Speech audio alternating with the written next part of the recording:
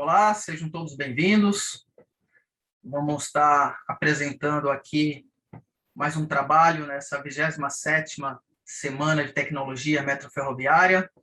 Meu nome é Agnon e o nosso trabalho fala do valor das pessoas e das metas crucialmente importantes na execução de mudanças bem-sucedidas. Agradeço primeiramente a Deus por nos permitir colocar em prática esse trabalho, aos gestores da nossa companhia, todas as pessoas da equipe que nos auxiliaram e se dispuseram também a participar desse processo, que trata de uma mudança complexa, mas que, com todo apoio e envolvimento de todos, tornou-se uma grande referência de execução da estratégia. Vou estar apresentando agora os autores desse trabalho. Novamente, Agnon, formado em Engenharia de Produção, MBA em Gestão de Negócios, técnico eletrônico. No metrô, atuo na gerência de manutenção há 19 anos. Atuo como supervisor de manutenção, pertencendo à coordenadoria das oficinas eletroeletrônicas do Pátio Jabaquara. Hoje, outro autor é o nosso colega Rafael Luz, formado em Engenharia Elétrica e Gestão Empresarial, atuou em empresas de projetos elétricos de alta e baixa tensão. No metrô, atua na gerência de manutenção já há 10 anos e já representou o metrô em simpósios da NTP, a IAMESP e GPAA. Outro colega nosso é o Jackson, outro autor, formado em Engenharia Elétrica e Administração de Empresas, pós-graduado, especialização em Tecnologia Metroferroviária, MBA, Liderança e Gestão Organizacional. Possui 38 anos de experiência em sistemas de transporte sobre trilhos, metrô, trabalhando nas oficinas, engenharia de manutenção, e atualmente é coordenador da gerência de operação. O nosso quarto colega, autor desse trabalho, o Henrique Facina, engenheiro elétrico e pós-graduado em administração de empresas, está no metrô dentro da gerência de manutenção há 12 anos, com passagem pelo material rodante, oficina de manutenção elétrica, oficina de manutenção de motores elétricos e oficina eletrônica. E hoje atua como supervisor de manutenção do material rodante do Pátio Jabaquara. Esse trabalho teve início nas oficinas eletroeletrônicas do Pátio Jabaquara e eletroeletrônicas e mecânicas do Pátio Capão Redondo, linha 5, que na época ainda era parte da Companhia do Metropolitano de São Paulo. Então, foi um trabalho que veio tomando corpo e gerando já frutos, apresentando melhores práticas e resultados extraordinários de mudança com valorização das pessoas. Enfrentamos muitos desafios de manutenção, desde a parte de veículos de via, mecânica em geral, equipamentos elétricos, eletrônicos e instrumentação. A quantidade de novos equipamentos e sistemas que foram surgindo ao longo do tempo nos desafiaram, e somente com esforço conjunto e dedicação do time, conciliando com uma nova forma de gestão, foi possível reaprender e estamos, até hoje, conseguindo realizar manutenção após essa mudança radical da tecnologia. Portanto, a busca de uma nova forma de gestão, aproveitando o potencial existente do corpo profissional efetivo, foi questão de sobrevivência e caso de sucesso. É um trabalho de mudança complexa, mas que, com apoio e envolvimento de todos, tornou-se uma grande referência de execução dessa estratégia. Agora, podemos compartilhar essa experiência com vocês e toda a família metroferroviária. Passo agora a palavra ao colega Rafael Luz, que dará continuidade apresentando o trabalho. Obrigado a todos e até mais. Olá, eu sou o Rafael Luz e vou dar continuidade à apresentação, agora tratando do diagnóstico. Conhecendo agora o nosso cenário. Como o Agnon disse agora há pouco, foi todo um cenário de mudança. Mudança de frota, mudança de tecnologia. E isso fez com que nossos clientes internos e externos estivessem cada vez mais exigentes. E nós, com o nosso compromisso de entregar tudo que nós reparamos com qualidade e dentro do prazo. Outro problema que chegou para a gente é que, com a chegada dessas novas frotas, dessas novas tecnologias, essas novas tecnologias vinham com uma quantidade de material sobressalente reduzido. Isso é muito diferente em comparação com o que eram os equipamentos antigos.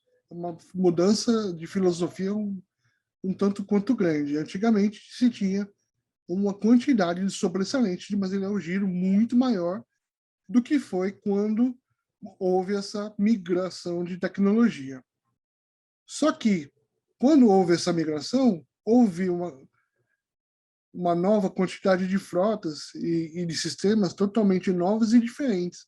O que era uma frota, duas frotas viraram duas, quatro frotas. Então, nós tínhamos uma gama de diferentes equipamentos e ativos instalados, tanto nas linhas quanto nos pátios. Então, apesar de a quantidade de giros ser reduzida, a diversidade cresceu muito. Tinha muita coisa diferente entrando em oficina. Juntando a isso, nós tínhamos que ter o quê? A necessidade de adquirir o domínio tecnológico de tudo isso que estava chegando, todo esse novo desafio. Em paralelo, o nosso sonho dentro da companhia era obter a acreditação da NBR ISO 17025, acreditação na calibração de instrumentos mecânicos. E esse processo nós avançamos muito e trazendo muitos resultados positivos. Mas o desafio, na época, existia e continua, de certa forma, existindo. Temos que manter sempre esse nível de qualidade. Um desafio novo que nós enxergamos, na época, era a concorrência com a nova linha 4 chegando, futuramente a linha 5, nós tínhamos agora concorrentes. E daí nós poderíamos enxergar de duas formas. Eles poderiam ser apenas uma concorrência, nós deveríamos nos destacar em relação a eles, ou poderíamos enxergar também como oportunidade. Uma oportunidade de nós fornecermos o nosso know-how, vendermos o nosso serviço para eles. Afinal, nós temos uma grande história, uma história muito bonita, uma história muito grande, uma competência mundial. Nada mais justo que nós podemos oferecer o nosso serviço para quem está chegando. Isso nos traz a necessidade de ser cada vez mais competitivo, estar melhorando, ter a melhoria contínua, pensar como uma iniciativa privada, que nós temos que dar resultados. Isso tudo é importante ressaltar que era um cenário muito desafiador. E isso, somado à realidade da oficina, a oficina que dá manutenção em equipamentos de giro, nós tínhamos que fazer o quê? Organizar a casa. De que forma? Inventariando todos os equipamentos que estavam em oficina para reparo e fazer o cadastro junto ao nosso sistema de controle eletrônico, que é o Sigma ONL no nosso caso. Então, inventariar tudo o que tinha para fazer, tomar consciência do tamanho do problema, para poder, então, pensar o que nós vamos fazer com tudo isso. Porque é importante a gente manter sempre competitivos. É importante a nossa perpetuação do negócio. E isso nos trazia um problema diferente, que é, nós temos públicos e funcionários diferentes em diferentes fases da vida. Pessoas que têm pouco tempo de empresa, que precisam aprender o serviço, aprender a atividade, aprender a cultura da empresa.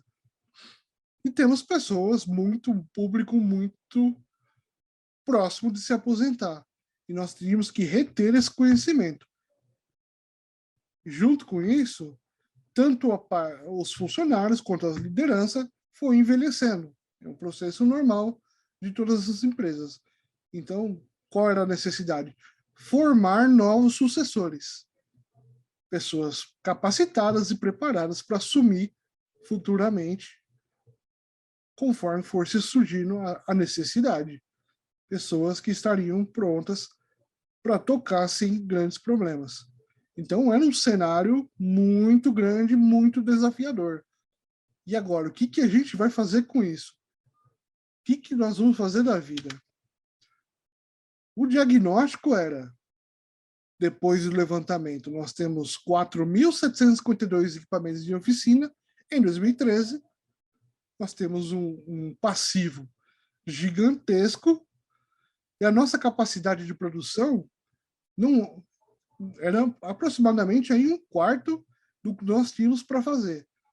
Então, se você olhar o gráfico, a nossa capacidade de produção era de 1.195 peças por ano.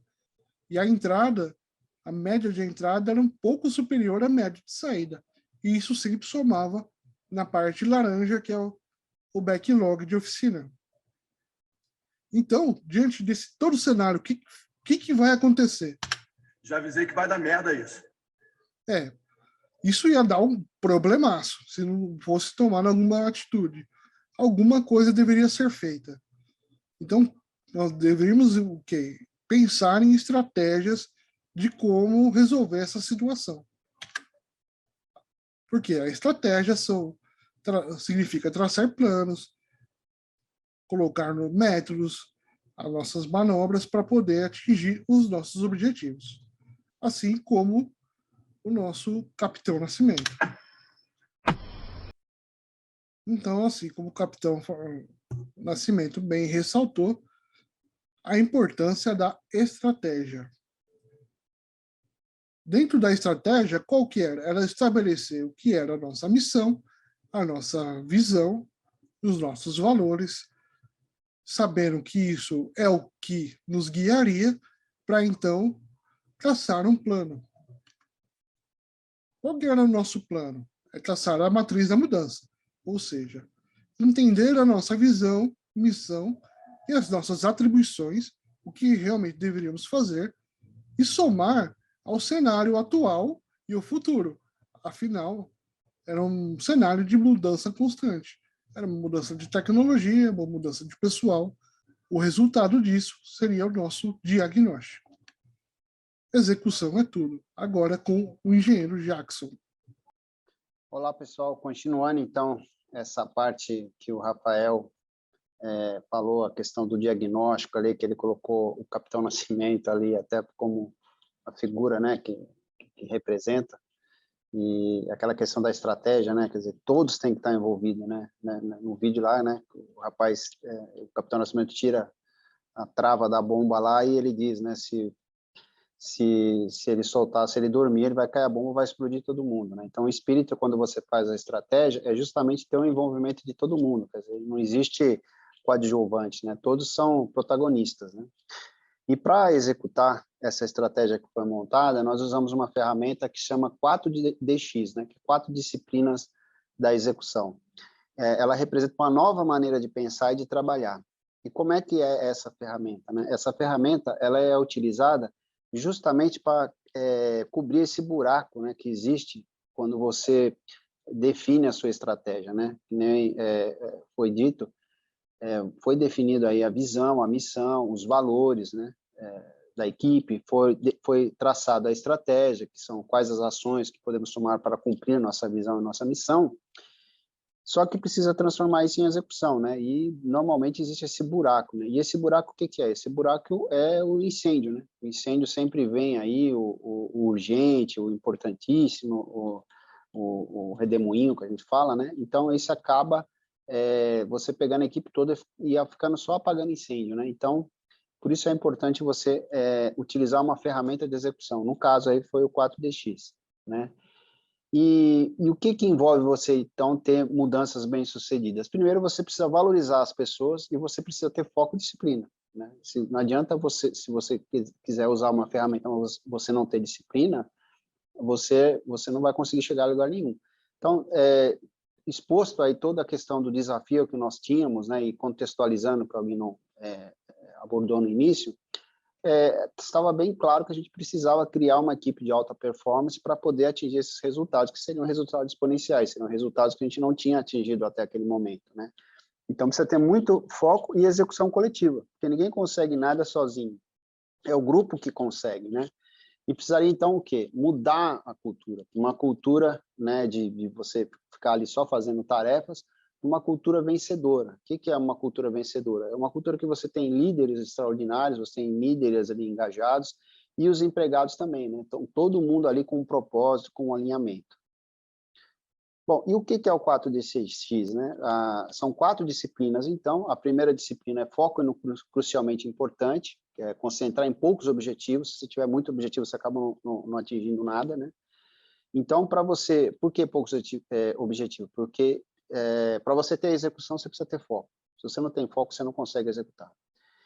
Outro conceito, a segunda disciplina seria atua nas disciplinas de direção, nas medidas de direção, aliás, né?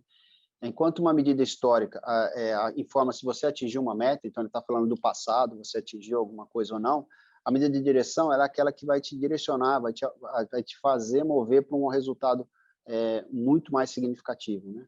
A terceira disciplina garanta que todos saibam placar o tempo todo para que possam responder em 5 segundos se estão vencendo, né, ou não. Quer dizer, você tem que manter um placar importante. Se a pessoa ficar pensando muito em responder, quer dizer que tem alguma coisa errada, né? Então, ela precisa responder rapidamente se está certo ou não. E o quarto é você criar uma cadência de responsabilidade, uma cadência de check-in, uma cadência de você estar monitorando e contabilizando o desempenho passado e aonde que você quer chegar no futuro. Então, a disciplina 4, que é essa questão da cadência, é onde efetivamente a execução acontece. Bom, esse gráfico ele mostra o quê? Que você tem ali a disciplina 1 e 2 e manter o placar envolvente, mas tem toda a disciplina 4, que é a questão da disciplina, né? Você tem que ter ali, criar uma cadência de responsabilidade, de check-in, para que você consigam as coisas, né? E os resultados de maior impacto, eles são atingidos com dedicação de uma parte do tempo, né? Então, você tem que pegar uma parte do seu tempo e dedicar para realmente aquilo que vai te causar um impacto significativo. Então, você tem que sair desse cenário aqui de evitar incêndios perpétuos, de você olhar aquilo lá e falar, puxa, não, né? O cara está com uma machadinha aí, um incêndio ali, como é que ele vai apagar tudo isso, né? Então, a gente precisa tomar muito cuidado com esse redemoinho, que é o trabalho diário, a gente não tem como tirar isso, a gente tem que entender isso e fazer da melhor forma possível, e dedicar uma parte do nosso tempo para aquelas metas crucialmente importantes que vão gerar um impacto significativo, né? E falando um pouquinho da diferença entre medida histórica e medida de direção, medida histórica, aqui a gente colocou um exemplo de reduzir o peso de X para Y até uma determinada data. Isso é uma medida histórica. Então, você está olhando, você vai comparar ali o peso num determinado período. E a medida de direção realmente você vai atuar o quê? Você vai atuar naquilo que é caloria. Então, eu vou comer menos calorias e vou correr aí. No caso, eu vou correr 15 km por semana. Então, isso aqui depende só de mim. São medidas que eu tenho influência, são medidas preditivas, né? Então, embora você possa controlar a frequência com que o seu carro quebre, que é um outro exemplo, né, que é uma medida histórica, eu não posso controlar isso, mas eu posso controlar a manutenção preventiva dele, a manutenção que eu faço do carro. Então, quanto mais manutenção eu faço, que é a medida de direção, depende só de mim, provavelmente eu vou ter menos problema aí de falhas. Outra medida de uma meta crucialmente importante é essa do presidente John Kennedy, né? Ele falou no início da década de 70, vamos colocar um homem na Lua e trazê-lo de volta com segurança até o final da década. Foi uma meta crucialmente importante. Isso é um exemplo clássico, né? E no nosso caso aí das oficinas de manutenção, foram definidas 3 metas crucialmente importantes, né? Essas metas quais são, né? Primeiro, implementar um plano de sucessão em 12 meses, porque a gente não existia, né? O sucessor tinha que fazer um alinhamento ali de expectativas.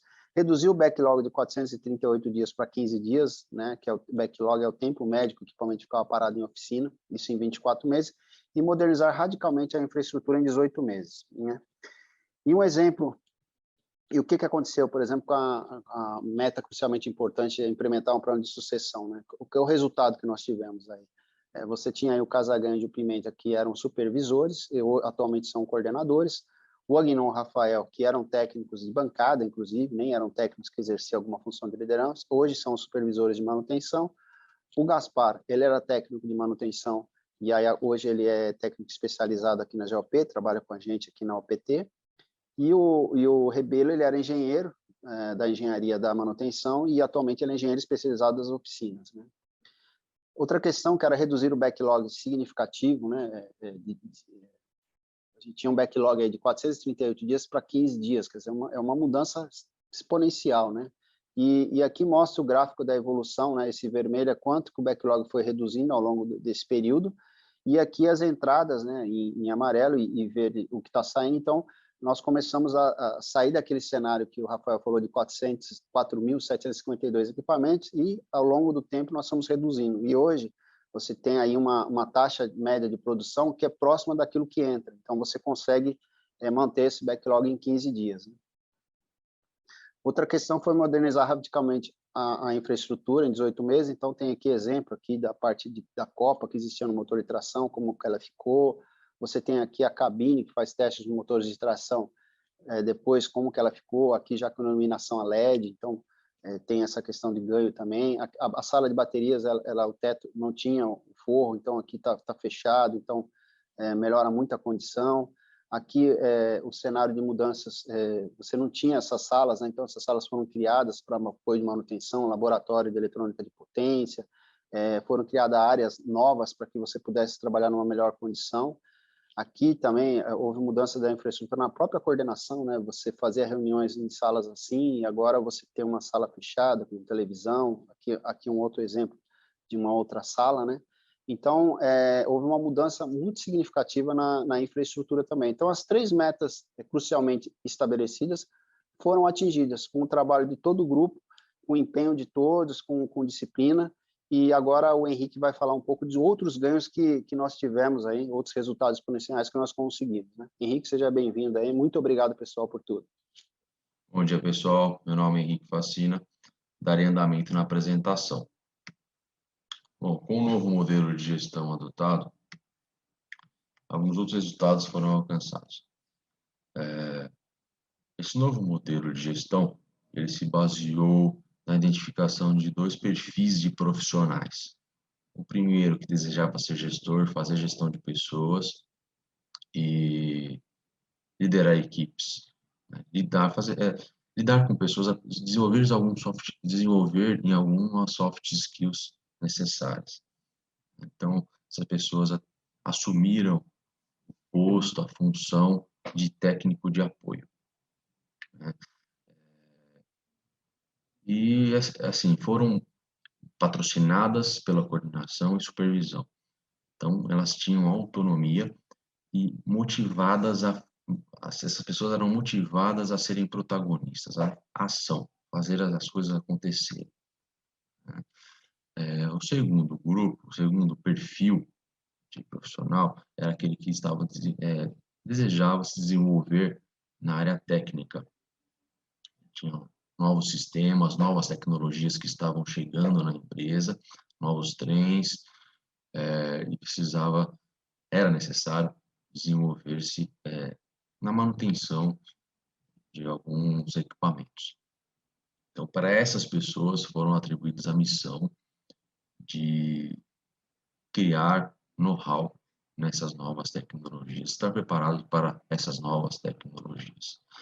Bom, houve uma grande renovação da equipe de gestores, aquele primeiro grupo que eu citei, que desejavam ser gestores de pessoas, se tornaram técnicos de apoio. Então, houve uma renovação nessa equipe de gestores diretos ali com as equipes, né? Muitos dos técnicos de apoio que estavam há anos no cargo, alguns não tinham perfil ou não tinham interesse em fazer gestão de pessoas, e quando houve essa renovação, possibilitou que essas pessoas fizessem o que realmente queriam fazer, né? Tanto para quem queria se tornar gestor, quanto para quem não queria ser gestor. Então, isso trouxe um aumento de engajamento e, consequentemente, resultados. Havia um plano de comunicação muito bem estruturado, onde semanalmente todos os técnicos de apoio faziam reuniões com a coordenação, com a supervisão, todos juntos, definiam algumas metas, não sem medo de conflitos, na verdade, com muito respeito e assertividade, e dali saía com um objetivo comum. Então, haviam compromissos coletivos, decisões coletivas, né? Todo mundo focado numa única missão. Bom, com isso, criou-se uma equipe integrada. Cada líder de cada célula se sentia responsável pelo desempenho das outras unidades. Então, por quê? Muitas ideias implementadas até em outra célula, muitas vezes vinha de outro técnico de apoio, né? Porque todos participavam da reunião juntos, discutiam juntos. Então, como todos tinham voz ativa e eram ouvidos, o sentimento de pertencimento se elevou. Com isso o engajamento também se elevou e, lógico, resultados. A gente sabe que quando o engajamento das pessoas se eleva, consequentemente, resultado também. Assim, alcançamos uma equipe de alta performance, com foco no que realmente importava, porque havia monitoração constante dos indicadores, né? Então, isso alavancou nossos resultados. Todos uma única missão, né, com foco naquilo que realmente fazia sentido, naquilo que realmente era importante para a empresa, para a nossa área, que era e é ainda disponibilizar equipamentos de giro com qualidade, robustez para os demais macroprocessos, principalmente da GMT. Bom, com esse plano de comunicação constante, né, e monitoração dos indicadores, houve uma clareza nos resultados esperados, alinhamento de expectativas, tanto da gestão como das pessoas que executam, né? Assim, com essa clareza dos objetivos, comunicação em alta, né? Compromisso com a máxima contribuição foi estabelecido, as pessoas se sentiam pertencentes, então contribuíam o máximo que era possível, havia uma convergência de esforços, né? Porque ali tinha clareza nos resultados, clareza dos resultados esperados, então as pessoas sabiam o que tinha que ser feito. E um exemplo de resultado final é a redução significativa do nosso backlog. As oficinas estavam enfrentando uma alta de equipamentos para manutenção e não estava conseguindo dar vazão naquilo que entrava. Então, com esse novo plano de gestão, conseguimos reduzir nosso backlog, né? Foi um resultado muito bom para a equipe do MTO. Bom, pessoal, eu gostaria de agradecer ao Jackson, ao Rafael, ao Agnon, que fizeram parte também desse trabalho. Gostaria de agradecer à IAMESP por ter permitido apresentar esse trabalho para vocês. Um grande abraço a todos e até a próxima.